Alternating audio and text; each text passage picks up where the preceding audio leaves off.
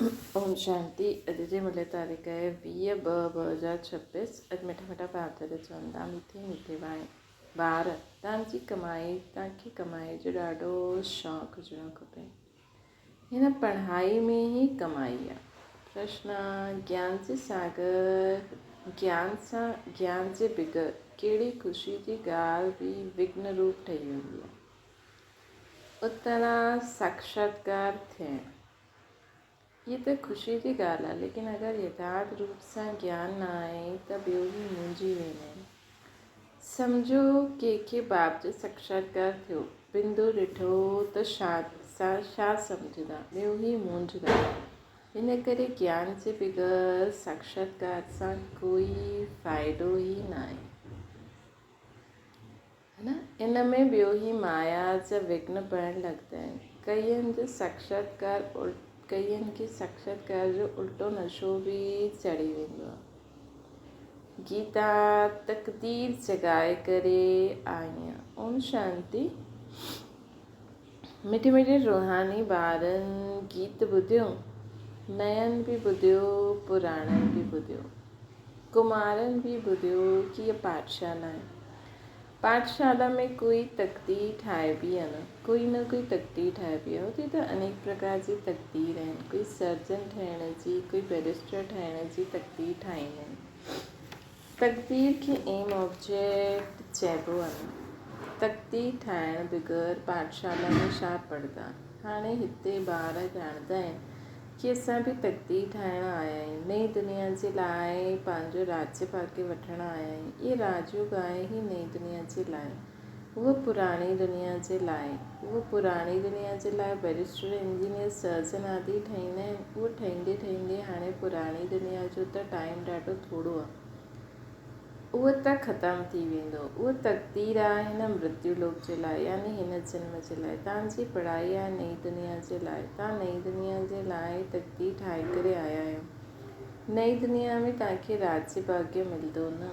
कोई पढ़ाईंदा आहिनि बेहद, केरु पढ़ाईंदा आहिनि बेहद जो बाप, जंहिंसां ई वरसो पाइणो आहे। जीअं डॉक्टर सां डॉक्टरी जो वरसो पाईंदा आहियूं, उहो थी वेंदो आहे हिन जन्म जो वरसो। हिकु त वरसो मिलंदो आहे बाप सां, ॿियो वरसो मिलंदो आहे पंहिंजी पढ़ाई जो, है न। अच्छा, पोइ बुढा थींदा तॾहिं गुरू वटि वेंदा। छा चईंदा आहिनि असांखे शांतिधाम में वञण जे लाइ शिक्षा ॾियो, असांखे सदगति ॾियो। हितां खां निकिरी शांतिधाम में वठी हलो। लौकिक में बाप टीचर सतगुरु जे बारे में बाबा ॿुधाइनि था, गुरूअनि जे बारे में। हाणे बाबा सां वरसो मिलंदो आहे टीचर सां, ऐं हिते असांखे बाप टीचर सतगुरु हिकु ई आहे, ऐं वरसो मिलंदो आहे। बाबा स्वर्ग जो वरसो ॾींदो, टीचर 84 जन्मनि जो ज्ञान ॾींदो, सतगुरु श्रेष्ठ मत ॾींदो पावन ठहिण जी। टीचर सां पढ़ी करे कुझु न कुझु वरसो पाईंदा आहियूं। टीचर ठहिया, स्विंग टीचर ठहिया, छो जी आजीविका त खपे न। बाबा जो वरसो हूंदे हुए बि पढ़ंदा आहिनि कि पंहिंजी कमाई करो।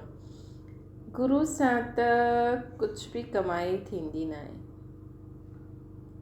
दुनिया में। हा, कोई गीता आदि सुठी रीति पढ़ी करे पोइ गीता जो भाषण आदि कंदा आहिनि। इहे सभु अल्पकाल जे सुख जे लाइ आहे। हाणे त हिन मृत्यु लोक में थोरो समय आहे, पुराणी दुनिया ख़त्मु थियणी आहे। तव्हां ॼाणंदा आहियो असां नई दुनिया जी तक़दीर ठाहिण आया आहियूं। हीअ पुराणी दुनिया ख़त्मु थियणी आहे। बाबा जी पंहिंजी मिल्कियत बि भस्म थी वेंदी, हथ पोइ ख़ाली थी वेंदो। हाणे त कमाई खपे नई दुनिया जे लाइ। पुराणी दुनिया में मनुष्य त उहा कराए न सघंदा न। नई दुनिया जे लाइ कमाई कराइण वारा आहिनि शिव बाबा। हिते तव्हां नई दुनिया जे लाइ तक़दीर ठाहिण आया आहियो। उहो बाप ई तव्हांजो बाप टीचर गुरू आहे। उहे ईंदा ई आहिनि संगम युग ते, भविष्य जे लाइ कमाई कराइण सिखलाईंदा आहिनि। हाणे हिन पुराणी दुनिया में थोरो रोज़ आहे। इहे दुनिया जा मनुष्य न ॼाणंदा आहिनि। चईंदा आहिनि नई दुनिया पोइ कॾहिं ईंदी, इहे गपोड़ा मारण वारा आहिनि। अहिड़ा सम्झण वारा बि ॾाढा आहिनि। बाबा चईंदा आहिनि नई दुनिया स्थापना थींदी आहे, ॿार चईंदा आहिनि इहे गपोड़ा आहिनि। तव्हां ॿार सम्झंदा आहियो नई दुनिया जे लाइ असांजो बाप टीचर सतगुरू आहे। बाबा ईंदा ई आहिनि शांतीधाम सुखधाम में वठी वञण लाइ। कोई तकदीर न ठाहींदा आहिनि त गोया कुझु सम्झंदा न आहिनि। हिकु ई घर में स्त्री पढ़ंदी आहे, पुरुष न पढ़ंदो, ॿार पढ़ंदा, माउ बाप न पढ़ंदा आहिनि। ईअं ॾाढा आहिनि। शुरू में कुटुंब जा कुटुंब निकिता आया, परंतु माया जो तूफ़ान लॻण सां आश्चर्यवत सुनंदी कथंती बाप खे छॾे हले आहे। ॻायल बि आहे न, आश्चर्यवत सुनंती बाप जो ठाहींदा आहिनि, पढ़ाई पढ़ंदा आहिनि, पोइ हाय कुदरत ड्रामा। बाप ख़ुदि चईंदा आहिनि हाय ड्रामा हाय माया। बाबा बि ड्रामा जी ॻाल्हि थी वई न। स्त्री पुरुष हिकु ॿ खे डाइवोर्स ॾींदा आहिनि, ॿार बाप खे फारकती ॾींदा आहिनि। हिते त उहो न आहे, हिते त डाइवोर्स ॾेई न सघनि न। बाप त आहिनि ॿारनि खे सची कमाई कराइण। बाप थोरी कंहिंखे खॾे में विझंदा। बाप त पतित पावन रहम दिल आहे। बाबा अची करे दुख सां लिबरेट कंदा आहिनि, गाइड ठही साथ वठी वेंदा आहिनि। अहिड़ी कोई लौकिक गुरु न चईंदो, ईअं कोई लौकिक गुरु न चईंदो कि मां तव्हांखे साथ वठी वेंदुमि। ईअं अहिड़ा गुरु कॾहिं ॾिठा, कॾहिं ॿुधा? गुरु माण्हुनि सां तव्हां पुछो, एतिरा तव्हांजा जो फॉलोअर्स आहिनि, तव्हां शरीर छॾे वेंदा आहियो, पोइ छा हिन फॉलोअर्स खे बि साथ वठी वेंदा आहियो? ईअं त कॾहिं कोई न चईंदो कि फॉलोअर्स खे साथ वठी वेंदो। ईअं त थी बि न सघे। कॾहिं कोई चई न सघे कि मां तव्हांखे निर्वाण धाम मुक्ति धाम में वठी वेंदो आहे। अहिड़ो प्रश्न कोई पुछी बि न सघे। अहिड़ो प्रश्न कोई पुछी बि न सघे कि असांखे तव्हां साथ वठी वेंदा। शास्त्रनि में आहे भॻवान वाचे, मां तव्हांखे वठी वेंदुमि। मच्छरनि सां दृश्य सभु वेंदा। सतयुग में त मनुष्य थोड़ा हूंदा आहिनि, कलयुग में त ढेर मनुष्य आहिनि। शरीर छॾे बाक़ी आत्मा हिसाब किताब चुकतो करे हली वेंदियूं घर। भॼणो त ज़रूरु आहे न। एतिरा मनुष्य त रही न सघनि न सतयुग जे लाइ। तव्हां ॿार सुठी रीति ॼाणंदा आहियो। हाणे असांखे वञिणो आहे पंहिंजे घर। इहे शरीर त छॾिणो ई आहे। तव्हां मरियो, मरी वई दुनिया, है न। पंहिंजी खे सिर्फ़ु आत्मा सम्झी बाप खे यादि करो।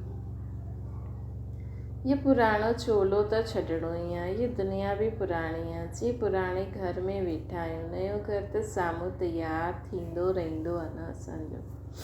त सम्झदार असांजे लाइ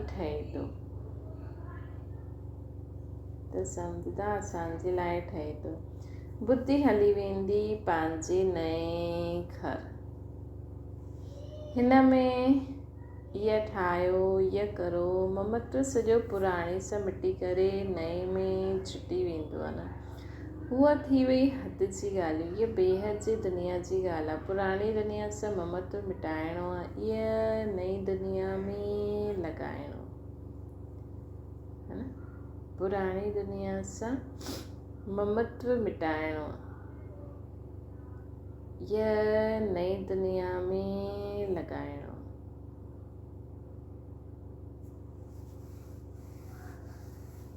बाबा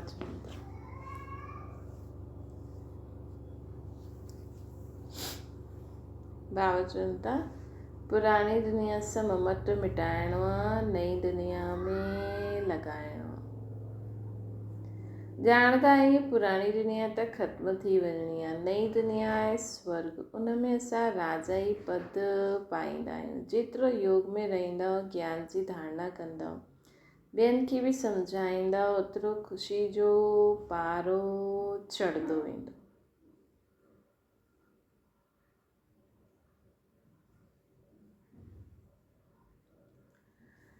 बाबा चवनि था हाणे ख़ुशी जो पारो कीअं चढ़ंदो? जेतिरो योग में रहंदा, धारणा कंदा, ॿियनि खे सम्झाईंदा, त ख़ुशी जो पारो चढ़ंदो। ॾाढो भारी इम्तिहान आहे। असां स्वर्ग जो 21 जन्मनि जे लाइ वरसो पायूं था। साहूकार थियण त सुठो आहे न, वॾी आयु मिली त सुठो आहे। सृष्टि चक्र खे यादि कंदा आहियूं, जेतिरो जो आसमान ठाहींदा ओतिरो फ़ाइदो आहे।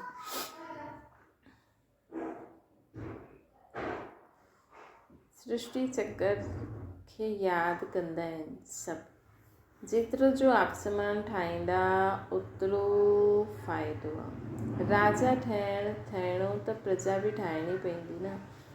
प्रदर्शनी में एतिरा ढेर ईंदा आहिनि।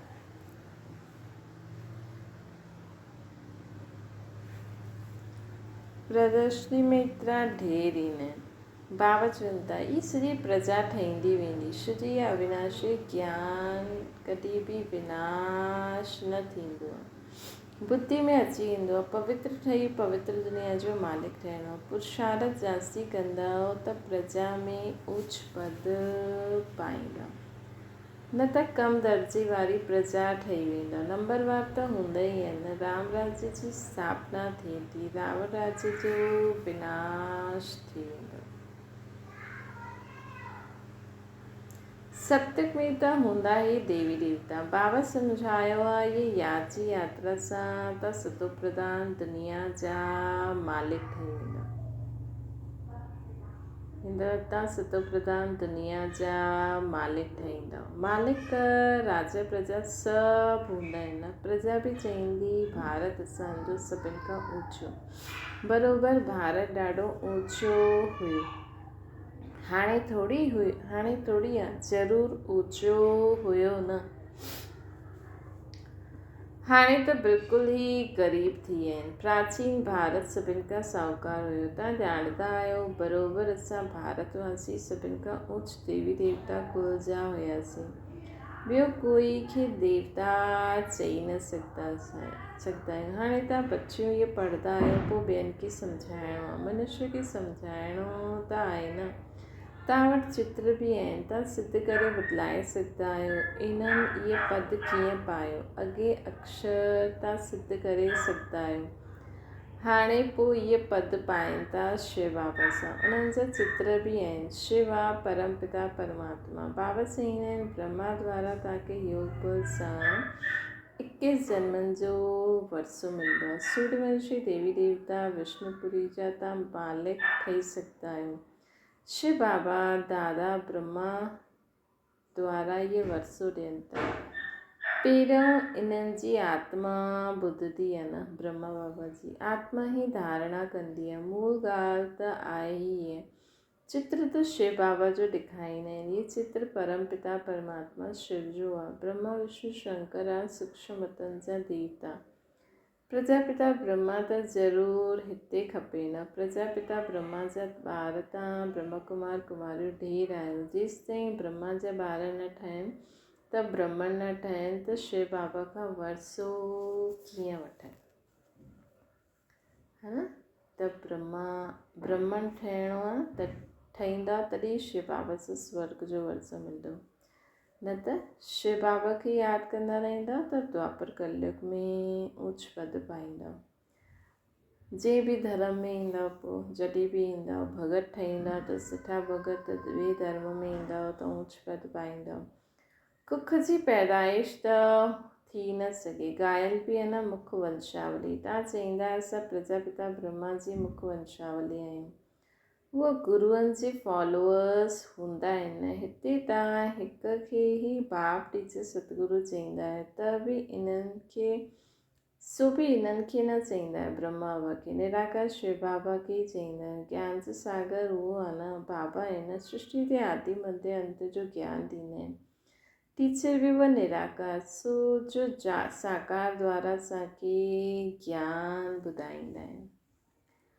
आत्मा ई ॻाल्हाईंदी आहे न। आत्मा चईंदी आहे, मुंहिंजे शरीर खे तंग न करो। आत्मा दुखी थींदी आहे त सम्झाइणी ॾिबी आहे। जबकि विनाश साम्हूं बीठो आहे। पालौकिक बाप ईंदा आहिनि अंत में सभिनि खे वापसि वठी वञण लाइ, है न। हाणे पालौकिक बाबा आया आहिनि असां सभिनि आत्माउनि खे वापसि वठी वञण लाइ। बाक़ी जो कुझु आहे उहो सभु विनाश थियणो आहे। इनखे चइबो आहे मृत्यु लोक। स्वर्ग त हिते पृथ्वी ते ई हूंदो।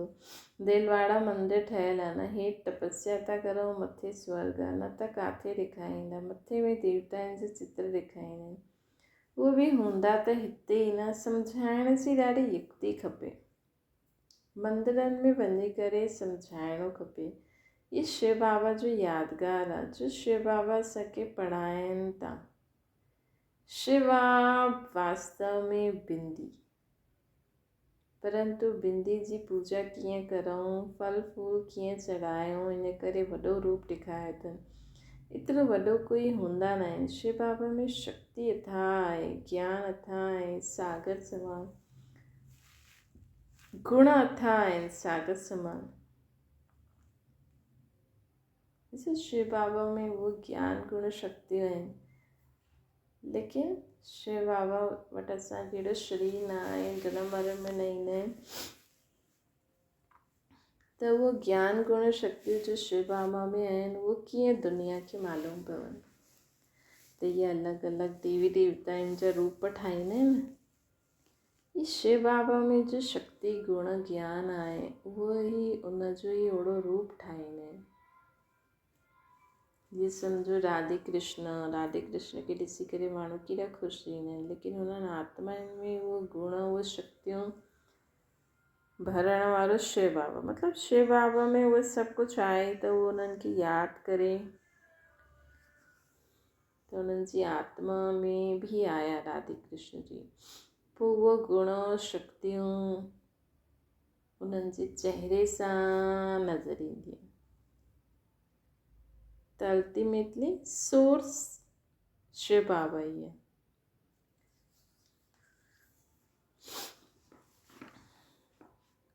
है न, शिव बाबा त बिंदी आहे न, बिंदी आहिनि। बिंदी में ब्रुक चईंदा बि आहिनि न, लेकिन हुन जी पूजा जे लाइ वॾो रूप ठाहे छॾंदा आहिनि। एतिरो वॾो आहे न, ॻाईंदा बि आहिनि न, ब्रुकुटी जे विच में चमकंदो आहे जब सितारो।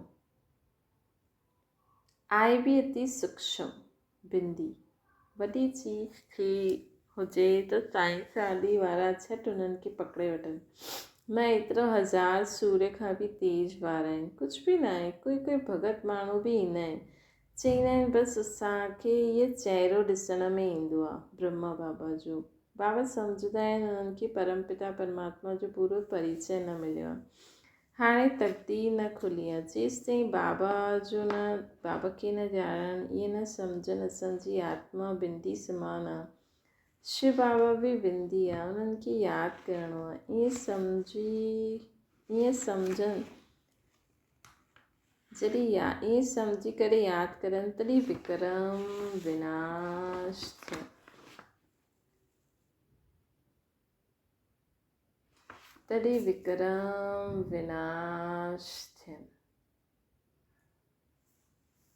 बाक़ी उहे ॾिसण में न ईंदा आहिनि। ईअं ॾिसंदा आहियूं, ईअं ॾिसंदा आहियूं, उअं ॾिसंदा आहियूं, उनखे पोइ माया जा विघ्न चईंदा आहिनि। बाबा ॾेखारे में थोरी ॾींदा आहिनि, पर जो माण्हू इहे सभु ॿुधाईंदा आहिनि त ध्यानु बि न ॾियणो खपे।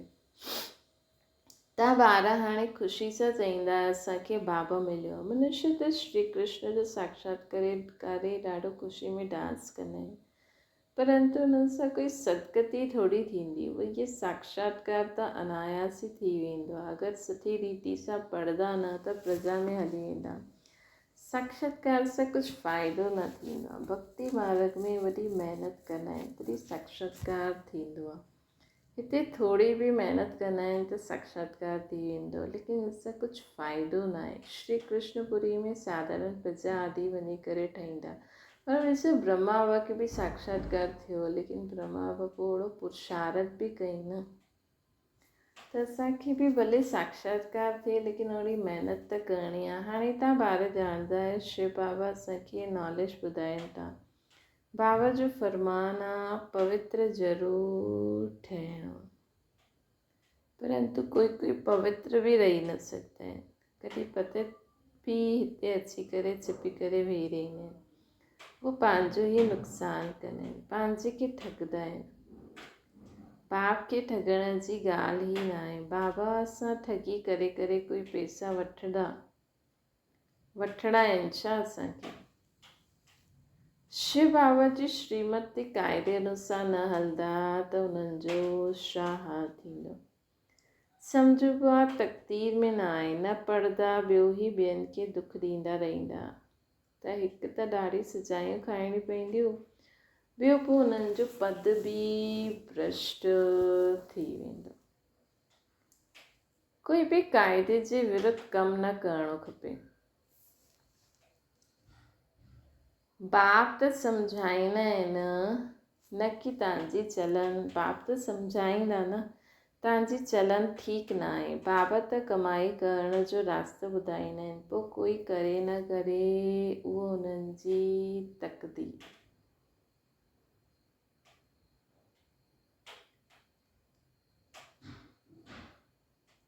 सजायूं खाए करे वापसि शांति धाम में त वञिणो ई आहे न, पत भ्रष्ट थी वेंदो, कुझु बि मिलंदो न।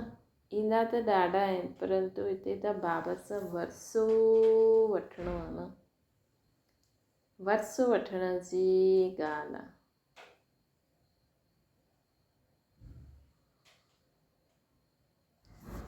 ॿार चवंदा आहिनि बाबा असां त स्वर्ग जो सूर्यवंशी राजा ई पद पाईंदासीं। राजयोग आहे न, स्टूडेंट स्कॉलरशिप बि वठंदा आहिनि, पास थियण वारनि खे स्कॉलरशिप मिलंदी आहे। इहा माला उन्हनि जी ठहियलु आहे जे स्कॉलरशिप हूंदी आहे। जेतिरो जेतिरो जहिड़ो हूंदो ईअं ईअं स्कॉलरशिप मिलंदी, इहा माला ठहियलु आहे न। स्कॉलरशिप वारनि जी वृद्धि थींदी थींदी हज़ारों ठही वेंदा। राजा ई पद आहे ही स्कॉलरशिप। जो सुठी रीति पढ़ाई पढ़दा वो गुप्त भी न रह सकता। जो सुठी रीति पढ़ाई पढ़दा वो गुप्त भी न रही सकता है। ॾाढा नया नया बि पुराणनि खां अॻियां निकिरी वेंदा। जी ॾिसो कई बचियूं ईंदियूं आहिनि, चईं असांखे पढ़ाई ॾाढी सुठी लॻंदी आहे, असां प्रण कंदा आहियूं कि जिस्मानी पढ़ाई जो कोर्स पूरो करे पोइ हिन पढ़ाई में लॻी वेंदासीं, पंहिंजो हीरे जहिड़ो जन्म ठाहींदासीं। असां पंहिंजी सची कमाई करे 21 जन्मनि जे लाइ वरसो पाईंदासीं। ॾाढी सारी कुमारियूं बाबा खे चवंदियूं आहिनि, केतिरी ख़ुशी थींदी आहे। ॼाणंदा आहिनि इहो वरसो हाणे न वरितो त कॾहिं बि न वठी सघंदासीं। पढ़ाई जो शौक़ु थींदो आहे, कोई खे त ज़रा बि शौक़ु न आहे सम्झण जो। पुराणनि खे एतिरो शौक़ु न आहे जेतिरो नयनि खे आहे। वंडर आहे न, चईंदा ड्रामा अनुसार तक़दीर में न आहे त भॻवान भी छा करे। टीचर त पढ़ाईंदा न, मतिलबु ख़ुदि जो बि पुरुषार्थ त करिणो खपे न, है न। टीचर त पढ़ाईंदा ई अंत ताईं बाबा चवंदा आहिनि मां ॿारनि खे पढ़ाईंदो। अच्छा मीठी मीठी सिकी लॾे ॿारनि प्रति माता पिता बाप दादा जो यादि प्यार और गुड मॉर्निंग। रूहानी बाप जी सभिनि रूहानी ॿारनि खे नमस्ते। असांजे बि रूहानी माता पिता बाप दादा खे यादि प्यार गुड मॉर्निंग और नमस्ते। धारणा जे लाइ मुख्य सार, पंहिंजी कमियुनि खे छिपाइण बि स्वयं खे ठगणो आहे, इन करे कॾहिं बि पंहिंजे खे ठगणो न आहे। ॿियो आहे पंहिंजी उन्नति पंहिंजी उच्च तक़दीर ठाहिण लाइ कोई बि कमु क़ाइदे जे विरुद्ध न करिणो आहे। पढ़ाई जो शौक़ु रखिणो आहे, है न, पढ़ाई जो शौक़ु रखिणो आहे।